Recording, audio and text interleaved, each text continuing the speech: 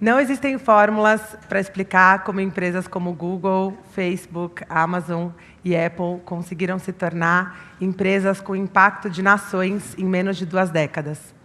Mas existe um arquétipo que nos permite entender como empreendedores podem mudar a perspectiva econômica e social em qualquer lugar do mundo ao criar grandes empresas.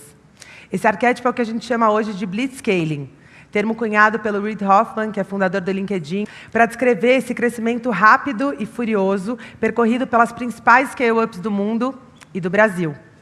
Ele divide as empresas em 5 estágios de crescimento: famílias, tribos, vilas, cidades e nações. E é um esforço hercúleo você levar uma família de 5, 10 pessoas a se tornar uma tribo de algumas dezenas delas. E mais difícil ainda, você levar uma tribo a virar uma vila de centenas de pessoas, uma cidade com milhares de pessoas e uma nação com centenas de milhares de pessoas. O grande desafio para chegar lá é que o empreendedor tem que liderar a sua empresa a passar por cada uma dessas fases com consistência, lidando com as dores e os desafios inerentes de cada uma delas. As engrenagens precisam estar muito bem azeitadas, porque senão a gente corre o risco de morrer ou estar fadado a andar de lado para o resto da vida. Não se engane, ser uma scale-up não tem nada a ver com ser uma empresa recém-criada ou uma empresa de tecnologia. O único elemento essencial de uma scale-up é o crescimento acelerado. Se você consegue crescer rápido, quase todo o resto se ajeita. Mas então, o que é preciso para conseguir crescer nesse tipo de escala? Se você tem um sonho grande, cabeludo como eu e audacioso, você vai precisar de 3 coisas na tua jornada. Você vai precisar de talentos, de clientes e de dinheiro. E só o crescimento consistente, sustentável e acelerado garante o círculo virtuoso necessário para atrair esses elementos em cada fase da sua jornada. Se você atrai bom talento, vai conseguir fazer um bom produto. Se você tem um bom produto, vai conseguir cliente. E se você tem cliente, o dinheiro vem atrás de você. Nessa corrida, o primeiro passo de uma empresa família é construir um produto adorado pelos clientes e criar um canal de distribuição capaz de conquistar o mundo. Nessa fase, você precisa de fãs. Tanto seus primeiros clientes, como um time de loucos que vai comprar o seu sonho. Ao contrário do que se imagina, no começo, nada é escalável. As grandes empresas do mundo não começaram globais, mas sim hiperlocais.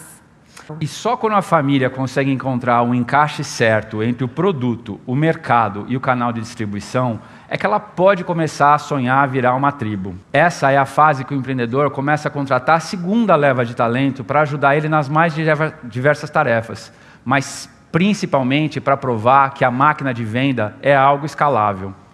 Essa é aquela fase que você tem que correr, conquistar o mundo antes dos seus competidores. Isso quer dizer que a gente tem que ficar preocupado com os competidores? De maneira nenhuma. O que a gente tem que fazer é caçar primeiro os talentos, achar os clientes certos e trazer o dinheiro na quantidade exata.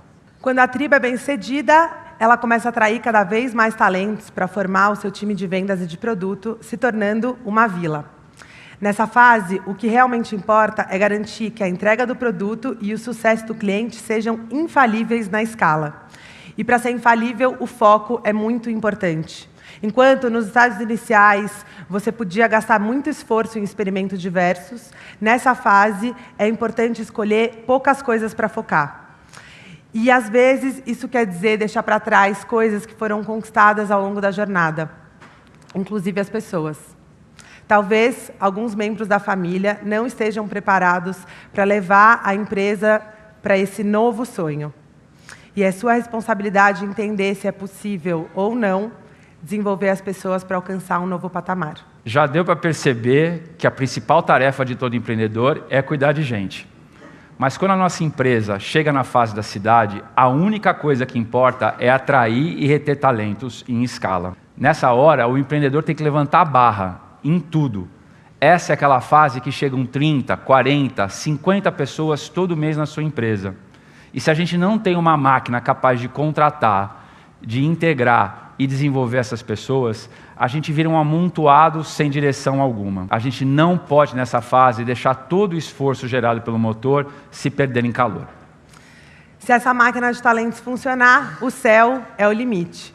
A cidade se tornará uma nação com um time espalhado por diferentes cidades, estados e, por que não, países. Aí o empreendedor tem que se perguntar: como fazer com que milhares de pessoas, que provavelmente nem se conhecem, de culturas incrivelmente diferentes, colaborem em torno desse mesmo sonho?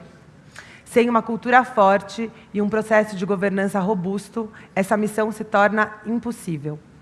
Sem essa cultura forte, o homem volta à idade das pedras. Nós éramos nômades e vivíamos em pequenos grupos justamente porque a gente só conseguia lidar com a realidade concreta, ou seja, aquilo que a gente conseguia ver, enxergar e tocar. Isso limitava muito os esforços e impedia que os indivíduos e os grupos atingissem o seu potencial máximo. Mas como que a gente conseguiu mudar tudo isso? Toda a cooperação humana em larga escala se baseia na nossa capacidade de compartilhar realidades imaginadas. Ao longo dos séculos, a gente foi construindo em cima dessa realidade objetiva uma segunda camada de realidade fictícia. Eram os mitos dos deuses gregos, a crença à vida após a morte dos egípcios, a ideia de que um pedaço de papel vale alguma coisa. São essas crenças e visões de futuro que nos fizeram caminhar juntos por um mesmo objetivo. Seja para que pessoas se unam para vencer uma guerra, para pisar na lua, ou para construir o seu sonho como empreendedor. E esse propósito é a cola que nos mantém em grupo, numa família, numa tribo. Quanto mais forte for o seu poder de imaginar o futuro, mais gente você vai conseguir atrair para realizar o seu sonho. Isso quer dizer que quanto a gente consegue esperar grandes coisas da gente e dos outros, coisas incríveis acontecem. Foi sonhando impossível que nos lançamos aos 7 mares e conquistamos o planeta inteiro. E hoje sonhamos inclusive em conquistar outros planetas. E é assim que a gente vai construir o futuro que desejamos. Mas mais do que sonhar grande, a gente precisa fazer grande. A gente precisa arquitetar e executar deliberadamente cada uma dessas etapas. E não importa se a sua empresa ainda é uma família, se você já é uma tribo, uma vila, uma cidade ou uma nação.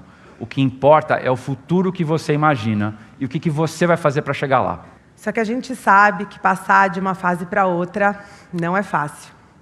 Exige que você deixe algumas certezas para trás, abrace novos jeitos e encare a solidão como parte do processo de crescer. Então, dá para ser diferente. E mais importante, convencem o maior número de pessoas possível dessa mesma loucura. Só assim conseguiremos construir coisas grandes e importantes e relevantes. Sejam bem-vindos ao mundo das Scale-Ups. Obrigada.